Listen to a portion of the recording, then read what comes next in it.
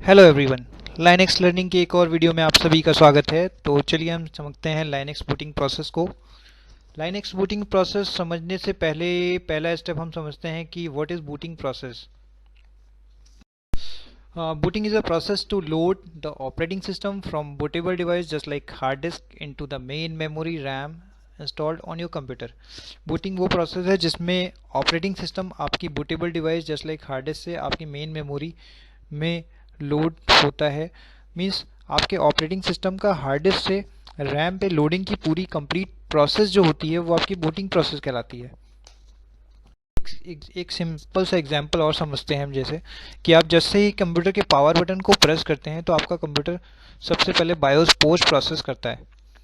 तो जैसे ही power button press करते हैं, पावर बटन प्रेस करने के कुछ टाइम बाद आपके सामने एक विंडोज़ यूज़र लॉगिन स्क्रीन सामने आती है और इसके पीछे बहुत सारी प्रोसेस रन होती हैं बैकएंड में जो आपको पता नहीं चलती हैं। तो पावर बटन प्रेस करने के बाद से लेकर के यूज़र स्क्रीन आने तक के मिडिल की जो भी प्रोसेस होती है वो आपकी बूटिंग प्रोसेस कहलाती है। अगर हम लाइनेक्स की बात करें तो लाइनेक्स में इस बूटिंग प्रोसेस को टोटल 6 स्टेप में डिफाइन किया है। 6 steps of Linux booting process, मतलब स्टार्टअप प्रोसेस जो है टोटल 6 स्टेप में डिवाइड है। BIOS, MBR, GRUB, kernel, iNet, run levels. BIOS की अगर हम बात करें तो जैसे ही हम सिस्टम को ऑन करते हैं तो बायोस सबसे पहले टास्क जो करता है वो पोस्ट प्रोसेस करता है।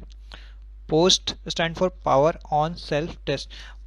सिस्टम ऑन करते ही, पावर ऑन करते ही बायोस द्वारा लिया गया self test.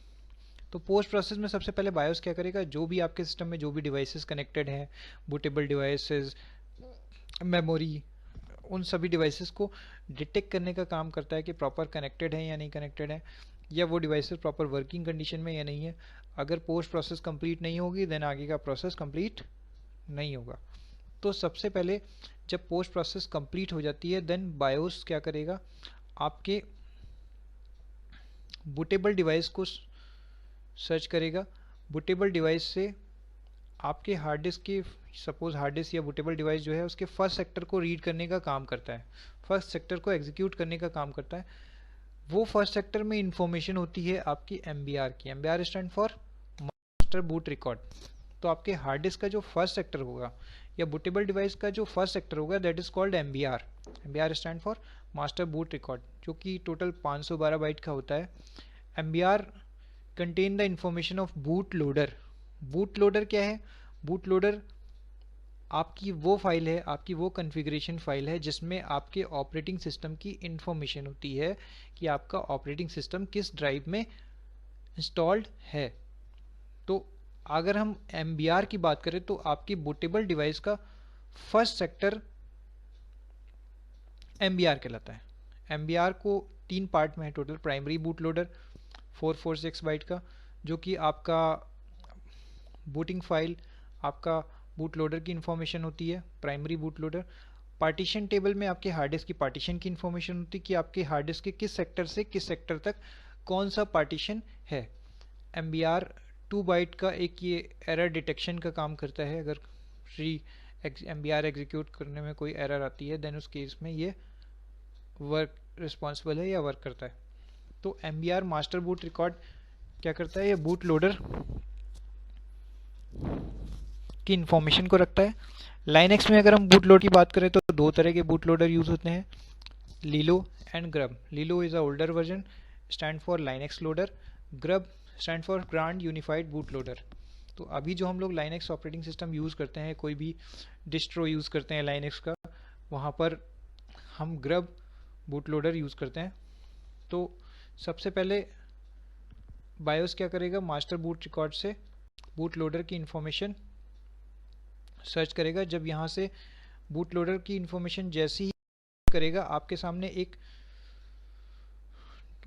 Grub display screen सामने डिस्प्ले होगी जिसमें आपके ऑपरेटिंग सिस्टम की इंफॉर्मेशन शो होगी। अगर आपके सिस्टम में मल्टीपल ओएस इंस्टॉल हैं देन यहाँ पर आपके सामने 2 ऑपरेटिंग सिस्टम शो होंगे और डिफ़ॉल्ट नंबरिंग आपकी चलेगी 1 2 3 4 5 3 5 4 3 2 1 तक फिर उसके बाद में डिफ़ॉल्ट जो OS सेलेक्ट होगा। अगर आप यहाँ से एरो की से अप डाउन करके सेलेक्ट करना चाहें तो डिफ़ॉल्ट OS सेलेक्ट करके आप डिफ़ॉल्ट ग्रप लोडर फाइल से उस OS की एंट्री को सिलेक्ट करके उस OS को स्टार्ट कर लेंगे। अदरवाइज़ आपका जो डिफ़ॉल्ट OS यहाँ पर सेट होगा वो ऑटोमेटिक ग्रप फाइल से पिक हो जाएगा एंड OS आपका स्टार्ट होना शुरू हो जाएगा। ये ग्रप फाइल आपकी रूट डायरेक्टरी में बूट डायरेक्टरी के अंदर grub.conf लोकेशन में स्टोर होती है। ग्रब का काम क्या होता है, जैसे ही हम ग्रब, ये आपके ऑपरेटिंग सिस्टम या आपके कर्नल की इंफॉर्मेशन जो होती है आपकी ग्रब फाइल के अंदर होती है। तो ये क्या करता है, कर्नल को, ग्रब फाइल आपकी कर्नल को कांटेक्ट करती है। कर्नल मीन्स आपके ऑपरेटिंग सिस्टम को कांटेक्ट करती है कि जैसे ही आपका ऑपरेटिंग सिस्टम कहाँ पे पड़ा हुआ है, किस ड्राइव में पड़ा है, उस ड्राइव से लोडिंग का काम करती है। फिर उसके बाद में कर्नल क्या करेगा, जैसे ही कर्नल को एग्जीक्यूट, ग्रब फाइल कर्नल को एग्जीक्यूट करेगी, कर्नल आपके रूट फाइल सिस्टम को माउंट करेगा। रूट फाइल सिस्टम मीन्स आपका वो फाइल सिस्टम, मीन्स आपका वो पार्टीशन जहाँ पर आपका ऑपरेटिंग सिस्टम इंस्टॉल है, उसको माउंट करेगा। अब उसके बाद में आपका कर्नल जब पूरी तरह से स्टार्ट हो जाता है, once your kernel start its operation is execute init process. जब आपका कर्नल मीन्स आपका ऑपरेटिंग सिस्टम पूरी तरह स्टार्ट हो जाता है तब ये init प्रोसेस को एग्जीक्यूट करता है। init के लिए एक छोटा सा पॉइंट मैं यहाँ पर अपडेट करना चाहूँगा कि RHEL 6 तक ये हम init रन लेवल यूज़ होता था, देन RHEL 7 एंड उसके बाद जो भी ऑपरेटिंग सिस्टम है वहाँ पर सर्विस मैनेजर सिस्टम D के नाम से यूज़ हुआ है, इसको चेंज हुआ है यहाँ पर। लेवल जैसे ही हम रन तो आपका इन पर डिपेंड करता है रन लेवल, और इनके अकॉर्डिंग इन डायरेक्टरीज से आपका ऑपरेटिंग सिस्टम लोड होना या वो प्रोग्राम्स इन डायरेक्टरी से लोड होना स्टार्ट होते हैं।